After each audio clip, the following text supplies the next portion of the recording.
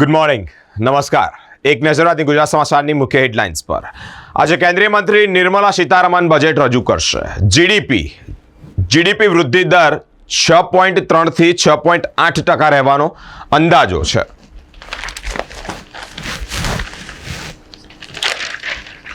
Dollar સામે સિંગડા ભરવાના હોય તો અમેરિકાને ભૂલી જજો. સપ્તાહમાં 60 કલાકથી વધારે કામ કરવાથી આરોગ્ય પર ગંભીર અસરનું જોખમ. ભારતે ચોથી T20માં ઇંગ્લેન્ડને 15 રનથી હરાવી 3-1 શ્રેણી જીતી લીધી છે. મુંબઈના શિંદે જૂથના અભત નેતાની ભિલાડની ક્વોરીના પાણીમાં કાર સાથે લાશ મળી છે. ડિપ્સિક અમેરિકન AI શેર તો ચાઇનીઝ AGI સવા શેર. રસ્તાના અભાવે નલિયાબારીની પ્રસૃતા મહિલાને જોડીમાં લઈ જવી પડી છે. ફી નહીં ભરી શકનાર વિદ્યાર્થીઓને પરીક્ષામાં નહીં બેસવા દેવામાં આવે તેવી ચીમકી ઉચ્ચારવામાં આવી છે. વીસીના બંગલામાં રહેવા વધુ 3 મહિનાની મુદત માંગવામાં આવી છે. બોર્ડ ઓફ મેનેજમેન્ટે ઇનકાર કરી દીધો છે. વડોદરામાં બરમુંડો પહેરી ભાગતો ભેજા બાદ ચિંતન પટેલ ઝડપાયો છે. મૃતક આદિવાસી કર્મચારીના પરિવારને વળતર મુદ્દે ભાજપ વિપક્ષ આમને સામને જોવા મળ્યું છે. હવે એક નજર દિવ્ય ભાસ્કરની મુખ્ય હેડલાઇન્સ પર. આજે મધ્યમ વર્ગ પર માં લક્ષ્મીજીની કૃપા થશે એટલે બજેટ રજૂ થવા જઈ રહ્યું છે.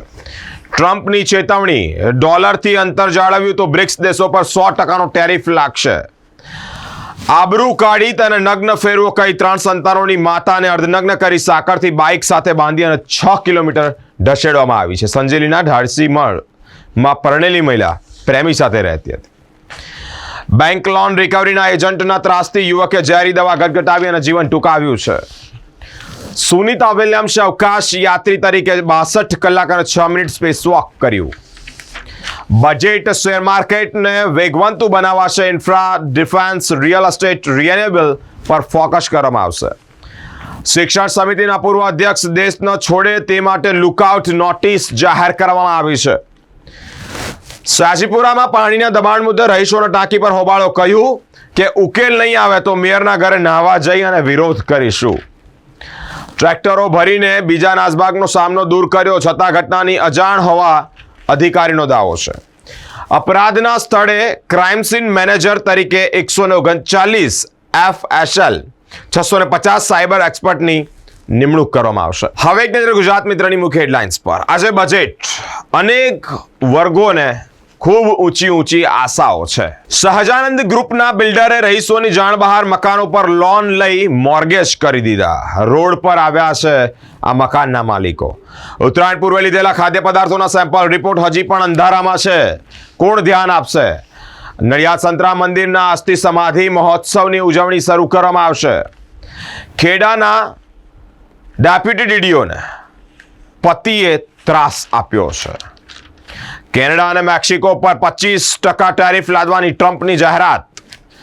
ગુમ થયેલા મોબાઈલ સહિતનો મુદ્દામાલ પોલીસ દ્વારા મૂળ માલિકને પરત કરવામાં આવ્યો છે. હવે એક નજર લોકસત્તા જનસત્તાની મુખ્ય હેડલાઇન્સ પર. દેશમાં મોંઘવારી ઘટી. 2026માં GDP ગ્રોથ 6.8%ની શક્યતાઓ. સોનિયાએ રાષ્ટ્રપતિને પુઅર લેડી કહેતા વિવાદ સર્જાયો છે. દાહોદમાં મહિલાને અર્ધનગ્ન કરી અને દોડાવવામાં આવી, તેમાં 12ની ધરપકડ કરવામાં આવી છે. મહિલા અંડર 19 T20 વર્લ્ડ કપ. ભારતે ન્યૂઝીલેન્ડને 8 વિકેટે હરાવ્યું છે. મૃતક કર્મચારીના પરિવારને સહાય મુદ્દે સત્તા પક્ષે ચર્ચાથી દૂર ભાગવા રાષ્ટ્રગીત ચાલુ કર્યાના વિપક્ષનો આક્ષેપ. કોલ્ડ પ્લેના શોએ ગિનીસ બુકમાં રેકોર્ડ નોંધાવ્યા છે. છોટાઉદેપુર નગરપાલિકામાં 28ના બદલે ભાજપે 20 ઉમેદવારોની યાદી જાહેર કરી છે. વીસી નિવાસ ખાલી કરવા વિજય શ્રીવાસ્તવને 15 ફેબ્રુઆરીનું અલ્ટિમેટમ આપવામાં આવ્યું છે. હવે એક નજર સંદેશની મુખ્ય હેડલાઇન્સ પર. 2025-26માં GDP 6.8% રહેવાની સંભાવનાઓ છે, એટલે કે ધારણા છે. આજે નિર્મલા સીતારમણજી બજેટ રજૂ કરશે. અનેક વર્ગોની નજર રહેશે. અનેક વર્ગોને મોટી આશાઓ છે. કુંડાની પ્રસૃતાએ રસ્તાના અભાવે નવજાત ગુમાવ્યું છે. મહાકુંભની ભીડ કાશી પહોંચી છે.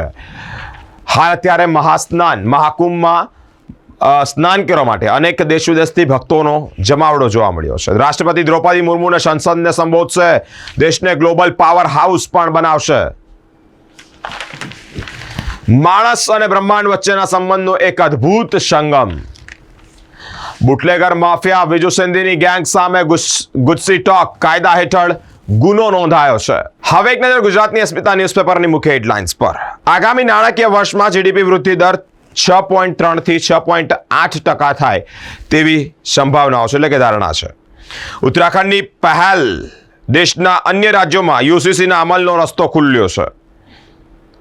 ગૂગલ પર સર્ચ કર્યું સોમનાથ ટ્રસ્ટ રૂમ બુકિંગ, નકલી વેબસાઇટના કારણે ₹70,000.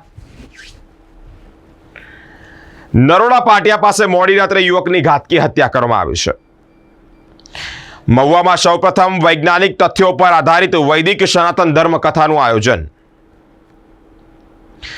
કડીના વામસ ગામે ખેતરમાં 35 ફૂટ ઊંડા કૂવામાંથી 4 ફૂટના કાળોતર મળ્યા છે અને તેમનું રેસ્ક્યુ કરાયું છે.